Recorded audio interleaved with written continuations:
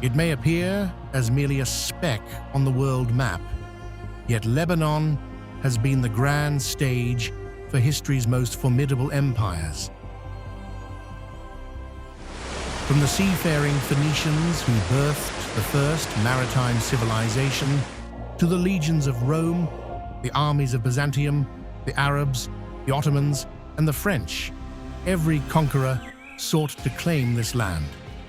But Lebanon never surrendered its identity. Instead, it transformed into a breathtaking mosaic of 18 distinct religious communities. It is a geographical anomaly where you can ski on snow-capped mountains in the morning and swim in the warm Mediterranean by the afternoon. Beneath the pulse of modern life, 5,000-year-old ruins continue to silently dictate the present. Beirut, the city that refuses to die.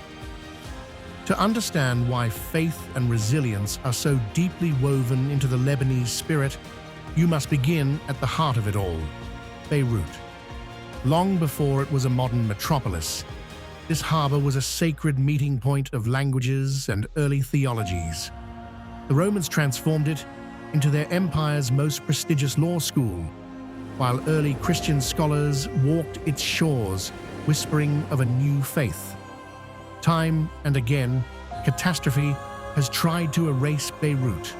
Earthquakes, infernos, and relentless wars have leveled it 6 times. And 6 times it has risen from the ashes. Nowhere is this survival more evident than at the National Museum of Beirut. During the devastating civil war, curators encased the museum's priceless antiquities in solid concrete to protect them from sniper fire and shelling. Today, those artifacts stand unblemished, a perfect metaphor for the Lebanese people.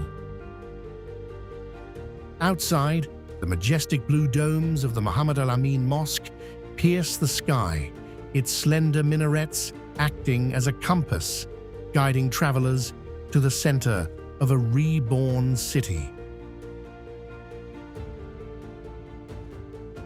Batroun, the coastal keepers.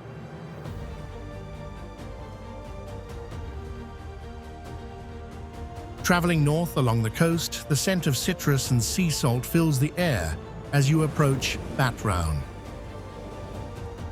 This vibrant coastal town hides a massive 225-meter-long Phoenician seawall. Carved directly out of petrified sand dunes thousands of years ago, it was built to protect the ancient harbor from tidal waves. Today, fishermen still cast their nets in its shadow, and the town thrives around it.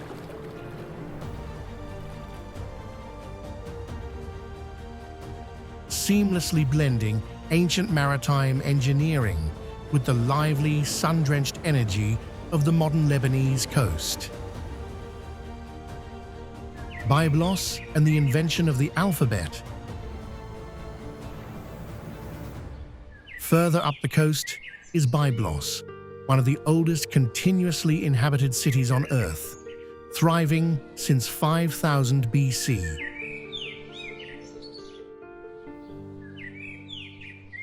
Every empire that swept through left a layer of its soul here.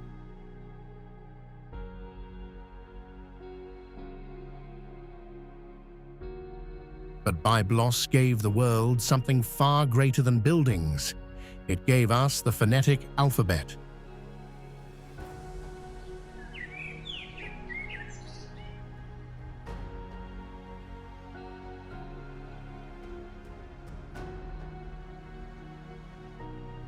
The ancestors of modern writing were carved into the sarcophagi here, changing human communication forever. At the heart of the city stands the 12th century Crusader Byblos Castle, its deep moats and watchtowers still echoing the military anxieties of a bygone era. Resting peacefully beside the ruins of ancient Egyptian temples. Harissa, a unifying gaze. High on the slopes of Mount Harissa, overlooking the sweeping bay of Qozhaya, a 28-meter bronze statue of Our Lady of Lebanon stretches her arms toward the sea. Built in 1908, this shrine is a rare and beautiful sanctuary in the Middle East. Here, Christian and Muslim families stand shoulder to shoulder to light candles, transcending religious boundaries in shared devotion. It is as if the mountain itself absorbs the region's conflicts, offering only peace in return. Jeita Grotto, the underground cathedral.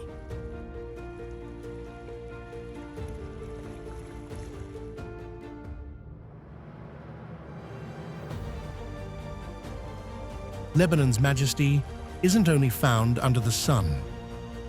Deep within the mountains lies the Jeita Grotto, a 400-million-year-old limestone cathedral.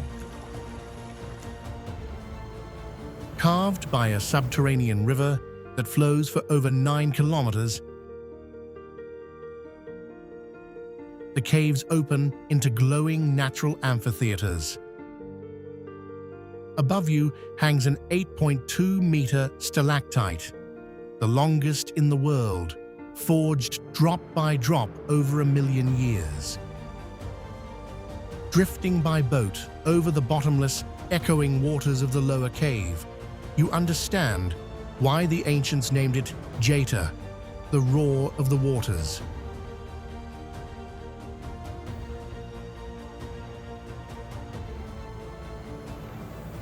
Qadisha Valley and Qozhaya, the refuge of faith.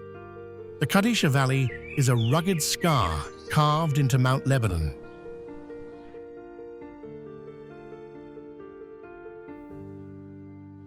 Here, the cliffs are so steep that sunlight only graces the valley floor for a fleeting moment each day.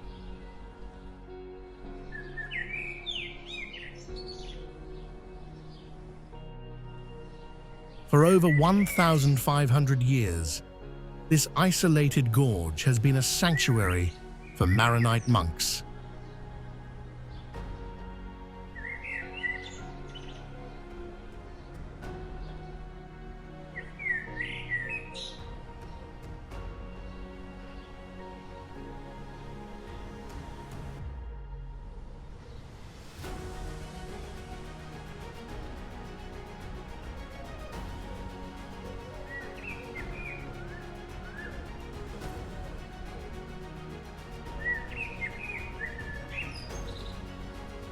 Clinging to the near-vertical rock is the monastery of Qozhaya.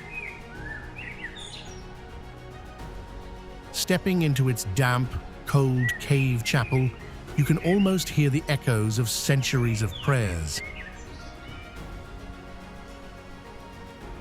A fortress of absolute solitude where faith survived against all odds.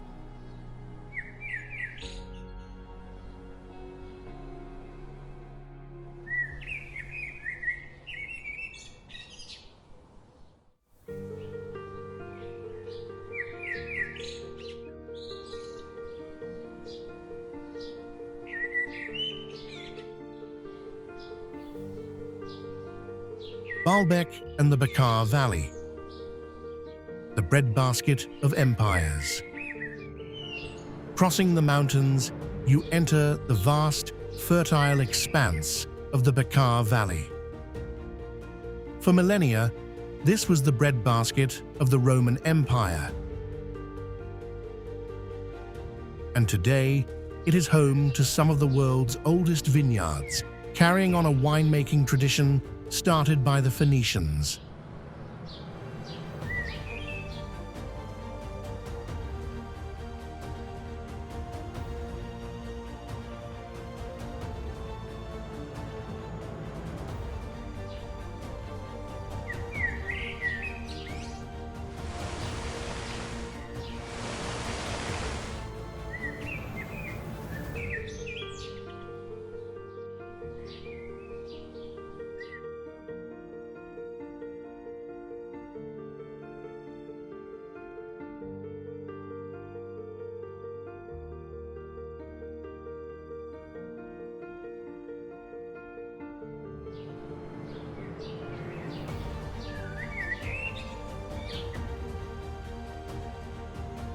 but the crown jewel of the Bekaa is Baalbek.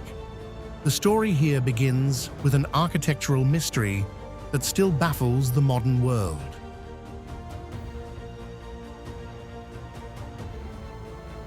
The Temple of Bacchus stands nearly untouched, its 22-meter columns and intricate facades sharp after 2 millennia. Yet the true enigma lies beneath the Temple of Jupiter.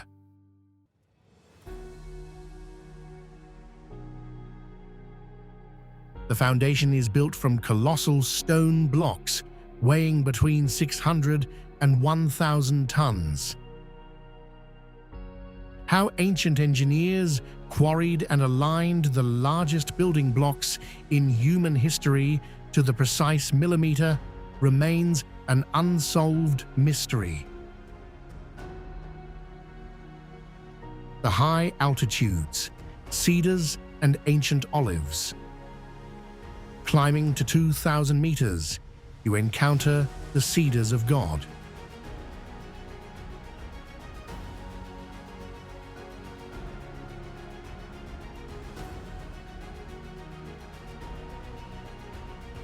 These towering ancient trees, some over 2,000 years old, provided the timber for King Solomon's temples and the mighty Phoenician fleets.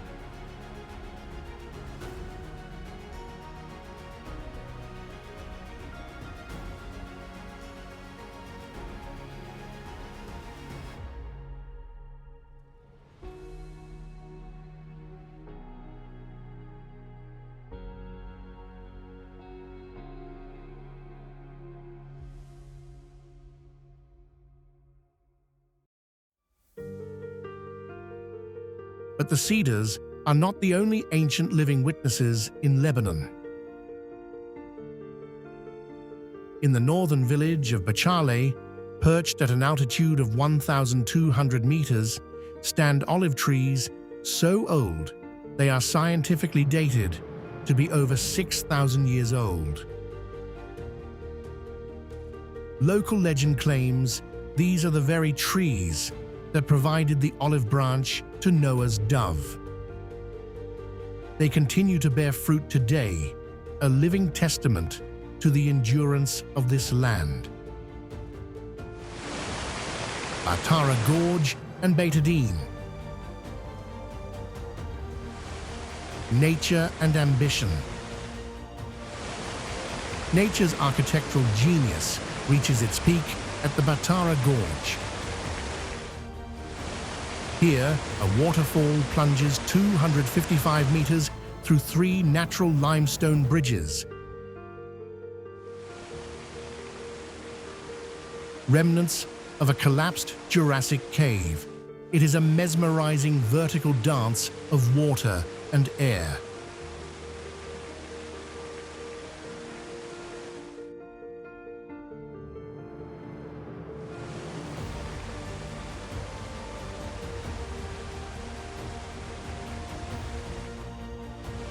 Contrasting nature's power is human ambition. Perfectly captured in the Chouf Mountains at the Beiteddine Palace. This opulent 19th century masterpiece of hand-carved limestone, cascading courtyards, and intricate mosaics was built by an emir who wanted his power to be seen,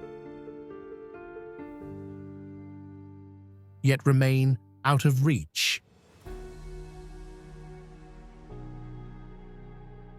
Tripoli, Anjar, and beyond. In the north, Tripoli serves as a living medieval museum. Guarded by the 12th century Crusader citadel of Raymond de Saint-Gilles and anchored by the Mamluk-era Mansouri Great Mosque.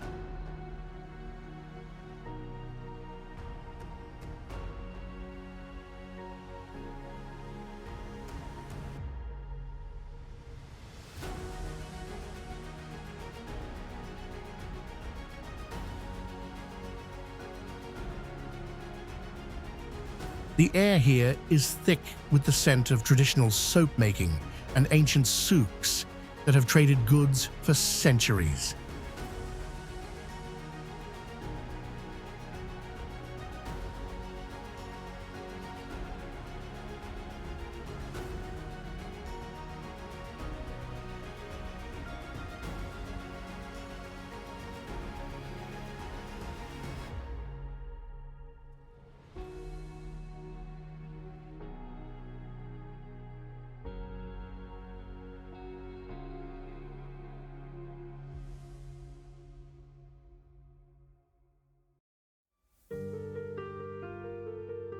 In stark contrast, the Bekaa Valley holds the ghost city of Anjar.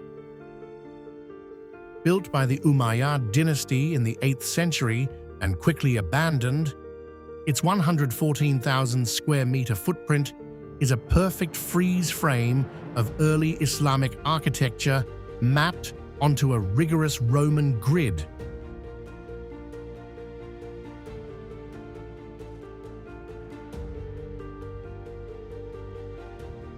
Tyre and Sidon, echoes of the earth and sea. To the south lies Tyre, a city where the echoes of chariots still haunt the massive Roman hippodrome. Once the darling of the Phoenicians, Tyre amassed unimaginable wealth through two secrets.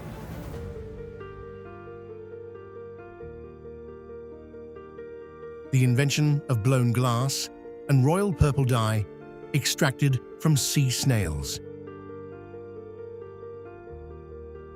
It is a land deeply etched in biblical history, walked by Jesus and the Apostle Paul.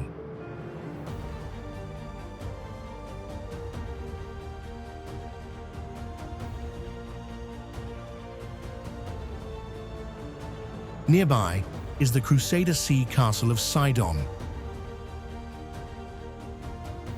Floating off the coast on a narrow rocky pathway.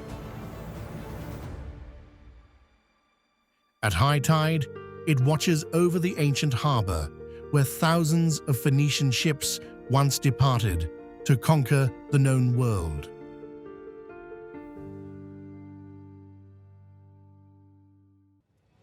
The living culture, a unifying feast. The ruins only tell half the story. The true soul of Lebanon is found around the table. The Lebanese metzi is not just a meal, it is a philosophy of sharing and abundance. From the earthy richness of hummus and the vibrant tang of tabbouleh to the communal breaking of fresh pita bread, food here is a celebration of the land itself.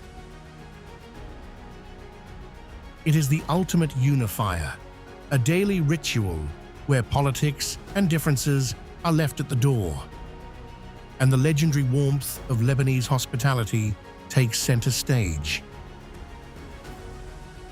To truly grasp the rich heritage of the Lebanese mountains, one must wander through the cobblestone streets of Deir el Qamar. Once the capital of Mount Lebanon, from the 16th to the 18th centuries, this town is an impeccably preserved canvas of traditional architecture defined by its iconic red-tiled roofs, arched courtyards, and intricate stonework. Yet the most profound beauty lies in its legacy of coexistence. In its historic central square, a centuries-old mosque, a Maronite church, and a synagogue stand merely steps apart. It remains a quiet, powerful testament to an era when diverse faiths lived and governed together in absolute harmony under the cedar trees.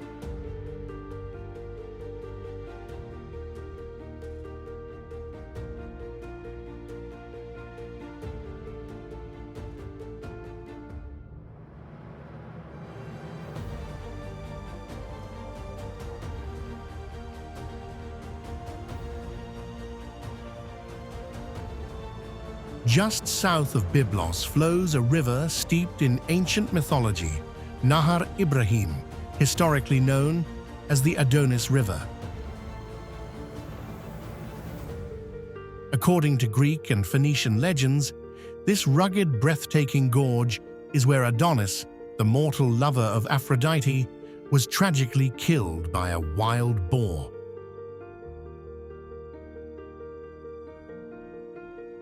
Every spring, the melting mountain snow washes iron-rich red soil into the river, turning the rushing water a deep crimson. The ancients believed this phenomenon was the blood of Adonis renewing the earth. Hiking through this emerald valley, surrounded by hidden waterfalls and the crumbling ruins of ancient temples, feels like walking directly into the pages of a mythological epic.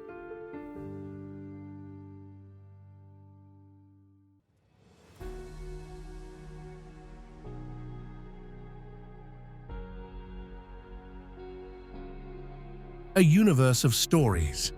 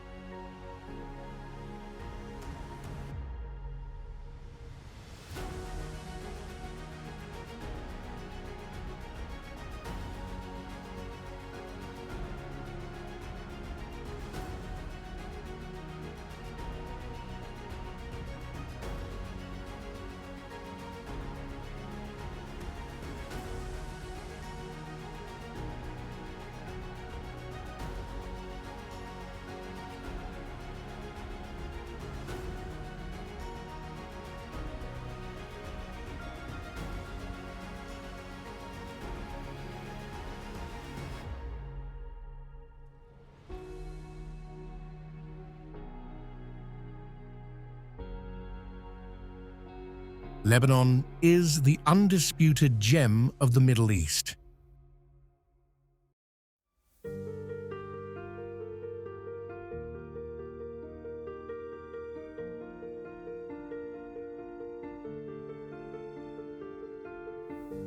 It is a place where snow-capped peaks plunge into the warm Mediterranean.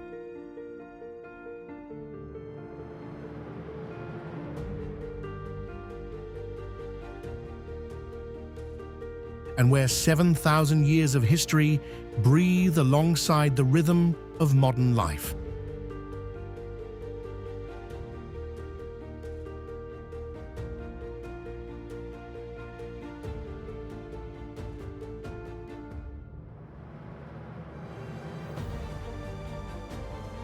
The conquering empires have faded, but their memories are etched into the stone and the incredibly resilient soul of the people.